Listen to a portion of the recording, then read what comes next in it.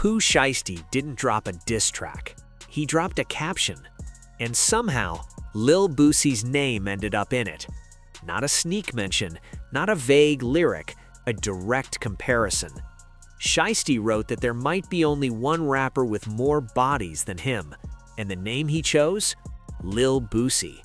Within minutes, blogs grabbed it. Within hours, millions saw it. And once Boosie's name entered that conversation, the temperature changed. Because this isn't random internet clout. This is Baton Rouge royalty with a real legal past being publicly tied to violent language by a Memphis rapper fresh off federal time. That's not harmless wordplay.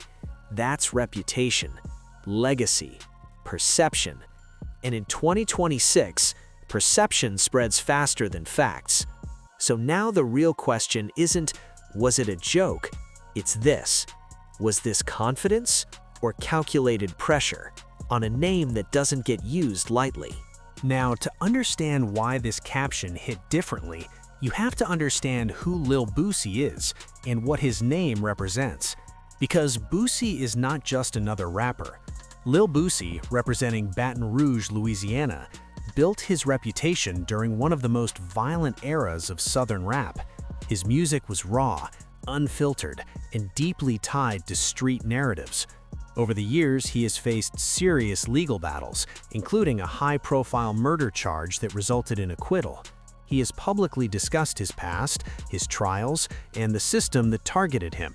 His survival alone elevated his legend status in certain circles. So when someone references bodies and connects Boosie's name to it, that's not casual wordplay anymore. That touches legacy, reputation, and history. At the same time, Pooh Shiesty carries his own street-heavy image.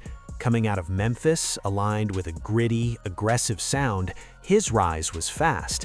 His federal case paused that momentum, but his fan base remained loyal.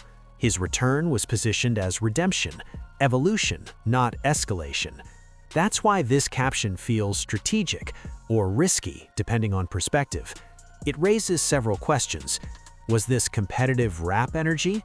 Was it trolling? Was it calculated for engagement?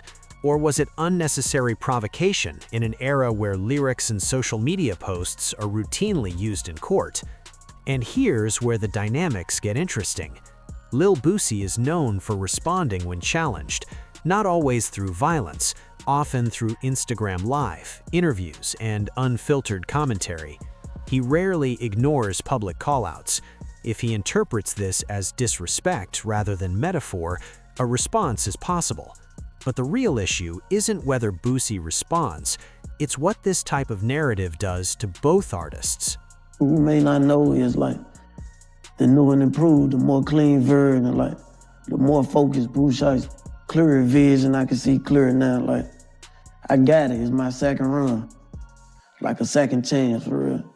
It's like way more turn, like I ain't really trying to bring nothing back, but I say like authenticity, like we just gonna stay authentic and keep it original, a one-of-a-kind type of like cadence and flow.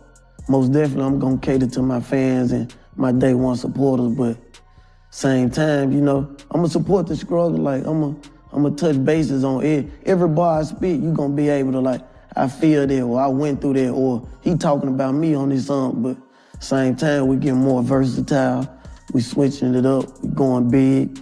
If it's In today's climate, street value is currency, but it's volatile currency.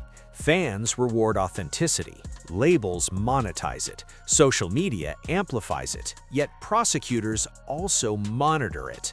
Boosie's name already carries decades of street mythology. Pooh Shiesty is rebuilding after federal time. When two artists with those backgrounds are publicly tied to violent metaphors, perception becomes powerful, even if nothing literal is being claimed. It's important to be clear, there is no confirmed evidence that either rapper has committed the acts implied in social media captions. Competitive language in hip-hop often exaggerates for effect. However, repetition builds narrative, and narrative shapes public memory. Another layer to consider is timing. Pooh Shiesty's recent interview showed growth, his lyricism improved, the industry seemed ready to embrace his second chapter. Referencing bodies risks shifting the spotlight away from music and back towards street validation. And street validation is a trap. The same audience that demands toughness will also label an artist reckless if consequences follow. That contradiction has ended careers before. Over the last 6 years especially, we've watched rappers transition from chart discussions to courtroom live streams, lyrics dissected, posts screenshotted, captions archived. The entertainment line between persona and prosecution has blurred. Boosie understands that system well. He's lived it, he survived it. That experience makes this mention even more layered.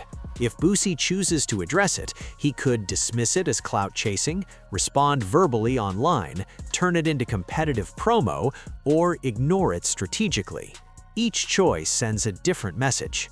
For Pooh Shiesty, the decision to post it already sent one. It signaled either supreme confidence or calculated controversy. And controversy sells, but sustainability builds wealth. There's also the psychological element.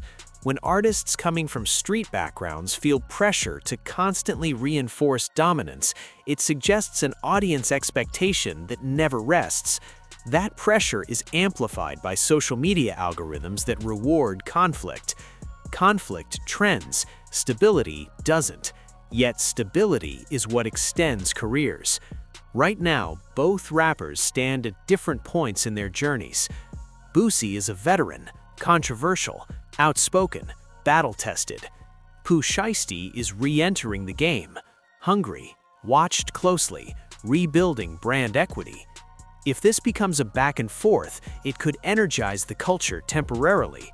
But if it escalates beyond commentary, it introduces unnecessary risk. The smarter move for both may be musical competition, bars, not narratives.